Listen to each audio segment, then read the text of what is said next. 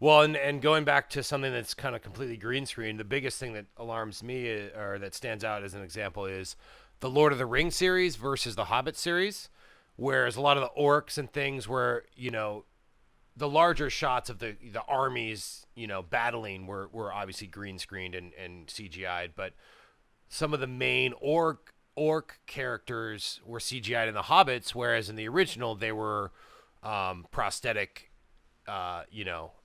suits, right? Costumes, Right. which I think made a big difference because when you have a prosthetic, they look fairly real in the animatronics in the face.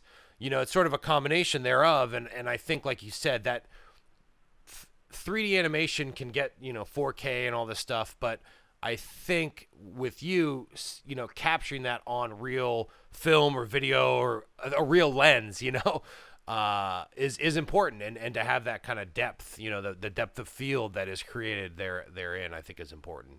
Yeah, I look at Sony's Spider-Man. I mean, there's no way Yeah, I believe Spider-Man swinging around. it's almost like watching a cartoon. yeah, And again, I think of you have Hollywood cinema, which we use that term lightly, but I mean it's Hollywood, and then you have movies that are being made for $1 million and less that are quite interesting, and there's some new voices. And if you look at some of the foreign films that are coming out that are just brilliant films, that's where I think the future of cinema will keep people interested. I think Hollywood has become a roller coaster ride of itself, and you go to amusement parks to ride roller coasters. So it's becoming a bit of you go to the movie theaters or ride a roller coaster, and that's hmm what you expect. You don't expect to go in and be thought provoked or change the world. But I'm not saying all new movies are bad. I mean, I'm thinking in terms of just the artistry of it. But for me, I love the practical stuff, and if you can do it, yeah, it takes a little bit more time on set, and it certainly can cost a little bit more money in the long term, but it's so much worth it if you can create something that you can touch and feel through that screen. Absolutely, I love it. I love it, and I would also like to ask you before I let you go, how you see the traditional theatrical venues and broadcasting channels changing, because obviously you want to make feature films, and the traditional avenue distribution for that is sitting in a movie theater, and obviously you're doing a lot of online stuff and Netflix. But do you think theaters are just going to go away, or do you think there's still going to be a need for that, for people to have that kind of camaraderie and that experience in going to a film? I don't think in our lifetimes we're going to experience the end of the multiplex or the cineplex. I think people still enjoy the outing of it. Whether or not it's in its truest form, actually going and watching like a variety of movies. I mean, you're already seeing that most of the movies that are in theaters. I mean, they're big giant Hollywood films. You're not seeing art house films in theaters. And again, I think cinema is going. You may not have as many movie theaters in a town, but I think people still like that. I really believe that there's still a pretty hefty future for cinema. And Hollywood's done really well. I mean, in 2013, I think it was 2013, the industry really took a slump. They spent a lot of money on productions that weren't really making the grade, but um, I think within the last two years they've gotten wise, and Hollywood's done very well, and the box office receipts have been very promising. And of course, the economy getting better and better after the recession has helped. But I don't really see a big thing with it. But for me, I'm not, my goal really. I mean, it's great to watch a movie in a theater that you've done, but for me, that's I'm a little bit of a newer generation where it doesn't really bother me so much if I don't sit in a theater and watch my movie. We do that for our screenings and our cast stuff, and that's cool. But at the end of the day, it's kind of a personal. I'm creating stuff that's going to be personal to people. They can pause it, stop it, and watch it whenever they want.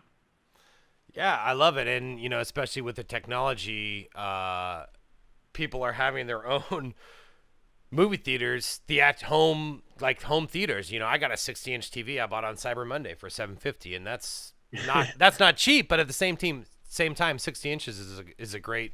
Yeah, I you know don't a have lot to of. put up with crying kids or lines. You can enjoy it from the comfort of your own home. And so I watch a lot of stuff from. I mean, I don't get to the theater as much as I think the last movie I watched in the theater was Birdman, which was great. I loved it.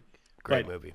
I look at cinema as being kind of I wouldn't say a novelty, but it's a staple. I think it's a cultural thing. It's no different than football arenas or sporting venues, I think people are still going to go to them because people are particular to them. And who knows? Maybe the next generation coming up will have a rebellion against watching things on smaller screens and say we want to go back to big stuff. Yeah. Let's have those like throwback generations that Yeah. will take things back 5 steps, and that could be that movement too. So who knows?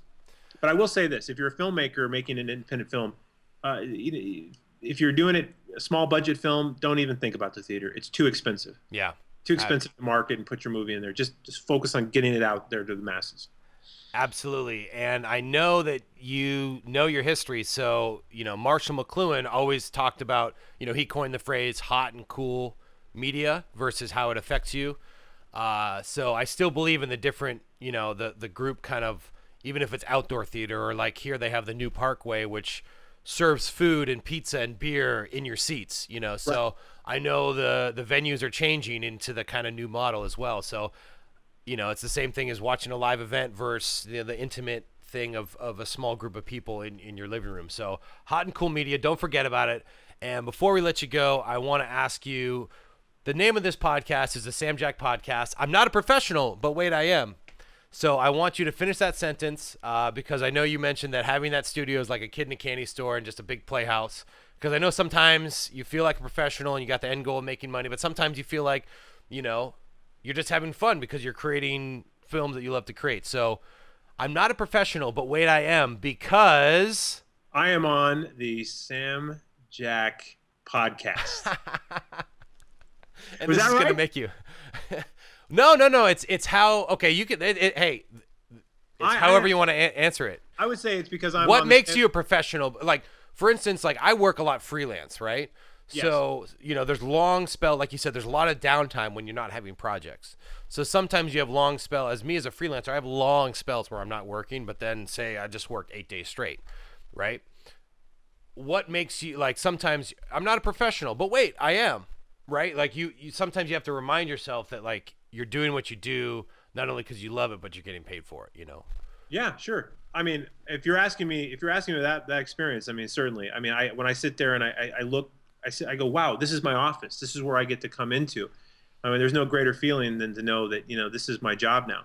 This is that's when I realize, yeah, I guess I am a professional. But I think professional is just in how you carry yourself, right? Am I giving you what you need? I'm hoping I'm giving you what you need, brother. Hey, we're getting content. We're talking about the industry. We're talking about how to be successful as a filmmaker, as an independent filmmaker, and that's what this show is all about. It's all about the independent creative freelancer creating your own content and being creative, and also sharing what you got for other people and sharing your advice. So, before we let you go, why don't you plug what you got? We got Domicile coming out. Check out Territory 8 online.